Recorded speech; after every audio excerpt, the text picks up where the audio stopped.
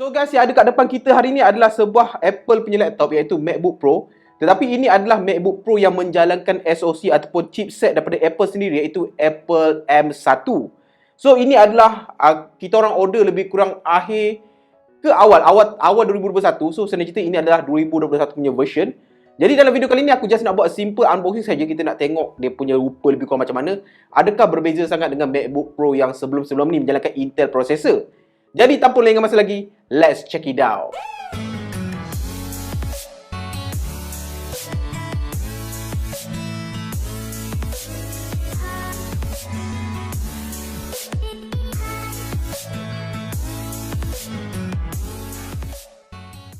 So untuk yang ada kat varian depan ni adalah bervariankan 8GB RAM dengan 256GB storage. Di mana kalau korang beli dekat Apple Store, korang boleh dapat lebih kurang harganya RM5,500. Tetapi suka untuk aku nyatakan bahawa jika korang nak dapatkan banyak penjimatan dalam membeli barang-barang Apple, korang boleh try membeli melalui Educational Apple Store. Sebab apa? Kalau korang beli melalui situ, instead of paying lebih kurang RM5,599, korang hanya perlu membayar lebih kurang RM5,199 macam tu. Which is 400 jimat guys. 400 tu banyak. Korang boleh beli diberi aksesori kalau perlu. So, kalau anda kata ada korang yang berminat nak beli apa-apa saja barang Apple, korang boleh riki-riki dekat Apple Educational Store. Alright, jadi jom kita unbox, kita tengok apakah penawaran kat dalam ni. Jadi, jom. So, ini adalah kotak dia. Masih lagi seal. So, rupa dia macam ni lah. So, dari segi kotak ni, suka untuk aku katakan bahawa rupanya sebenarnya lebih kurang macam kotak Apple MacBook yang lepas-lepas. Tak ada apa-apa beza lah. Sebab apa? Aku rasa untuk kali ni bezanya hanyalah internal punya spek sahaja. Alright, so dekat keliling tak ada apalah logo Apple. So macam aku cakap tadi, ini adalah bervariankan 8GB RAM dengan 256GB storage. ZP Singapore lah, of course, sebab Malaysia tak ada Apple Store. Dia daripada Singapore, dia Korea. Oh, lupa untuk aku nyatakan bahawa kita orang beli melalui online Apple punya website. So dia courier daripada Singapore punya Apple. Dan di cover untuk worldwide punya warranty lah. Dan untuk Apple Educational punya store, korang hanya boleh beli melalui online saja. Korang tak boleh walk in dekat Machine ke walk in dekat Macity kata nak beli Educational punya price, tak dapat. Semuanya online saja. Alright, so lebih kurang itu je. Jadi jom kita buka dia punya seal ni. Alright. Kat sini, bismillahirrahmanirrahim. One thing about Apple experience adalah dia punya unboxing, dia punya koyak plastik pun rasa macam satisfying lah. Sebab apa tau, dia ada pull step tau. Korang tak perlu macam rakus mengoyak-oyak plastik. Everything dilakukan secara elegan. Gitu. Alright. So, jom kita buka. Bismillahirrahmanirrahim. Ya. Alright. So, dekat dalam, macam biasa, adanya dia punya MacBook itu sendiri. So, dekat bawah, ada kabel pengecasan.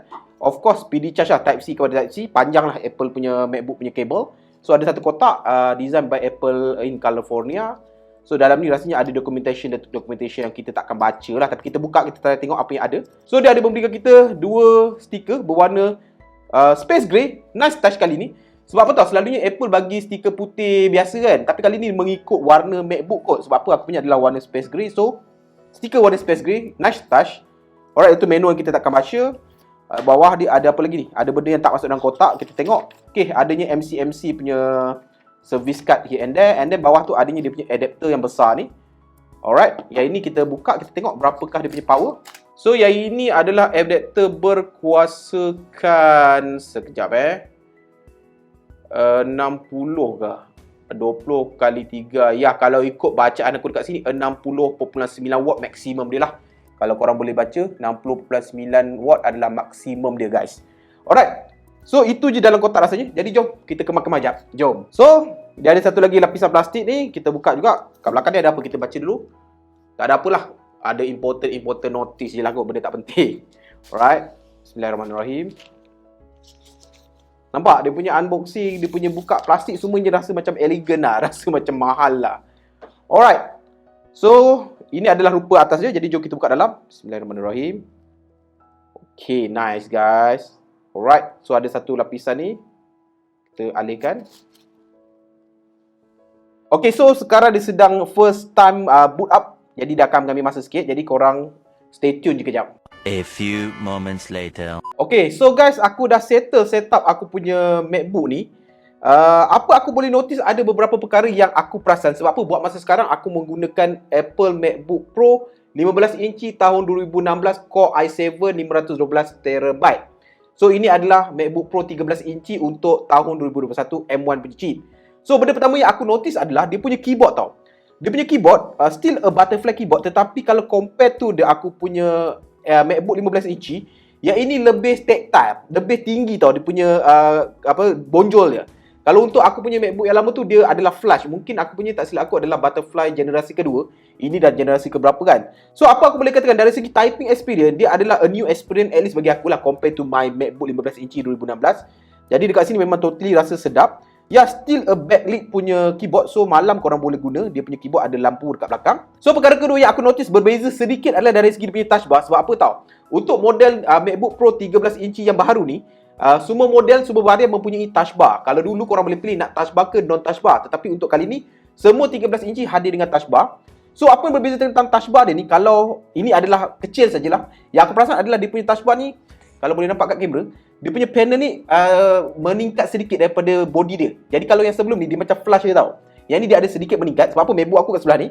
Lepas tu dia punya button ni kalau korang nampak, ini adalah button untuk on off dan juga merangkap sebagai touch ID. Korang boleh login menggunakan korang punya cap jari. Di mana apa aku boleh katakan, yang ada pada yang ini dia macam matte finish tau. Kalau yang pada MacBook 15 inci aku adalah jenis macam kaca, macam glass. This one rasa macam plastik.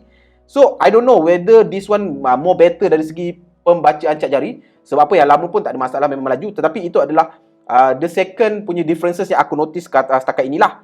The rest apa aku boleh katakan dari segi design outlook itself almost the same lah. Nothing much has been changed. Yang aku cakap tadi, keyboard dia ni rise up sikit dan dia menaik sikit lah berbanding yang lama. Yang lama macam flush sikit dengan body. So dari segi tactile tu, yang lama tu kurang tactile. Yang ni memang rasa flashy tetapi rasa puas lah. Dia punya travel tu ada. Gitu. Lepas tu dia punya touch bar ni lah. The rest adalah sama je kot. Sebab aku main-main dekat sini, dia punya responsiveness of the trackpad semuanya adalah sama. Okay, so jom kita tengok dia punya info. So kalau korang boleh nampak, ya dia menjalankan chipset Apple M1. Variannya adalah 8GB dengan 256GB SSD internal guys. Alright, that's the cheapest option yang korang ada untuk korang memakai sebuah MacBook Pro M1 chip guys. So, tak ada apa-apa guys. Aku untuk kali ni just nak buat simple unboxing je. Sebab apa? Aku pun bukan laptop master sangat. Tak tahu nak buat uji kaji apa. Tetapi mungkin, kalau korang stay tune dengan video aku, nanti mungkin aku punya concern adalah sebab apa tau? Apa yang begitu menarik tentang chipset M1 daripada Apple ni, diorang kata bahawa dia punya processing tu, dia punya GPU, aku tak sure benda apa nak sebut, tapi memang laju lah. So, my concern adalah nanti mungkin aku akan cuba buat perbandingan antara MacBook Pro 15 inci aku, yang berusia tahun 2016 tu, compared to this M1 dari segi nak rendering dekat Final Cut Pro. Untuk dua video yang sama, aku akan cuba uji dari segi dia punya rendering time. Kita cuba tengok dari segi rendering time, berapa pantaskah M1 ni berbanding dengan i7 2016 punya model. Aku akan buat video tu, nanti korang just stay tune je lah. Tapi setakat kali ni, just unboxing saja guys. So guys, sampai sini saja video kali ni. Kalau korang suka video-video macam ni, video-video simple unboxing macam ni, korang boleh support aku dengan subscribe kat bawah, butang loceng kat sebelah dia, dan sampai bertemu lagi di video akan datang. Macam biasa guys, Assalamualaikum. Ciao.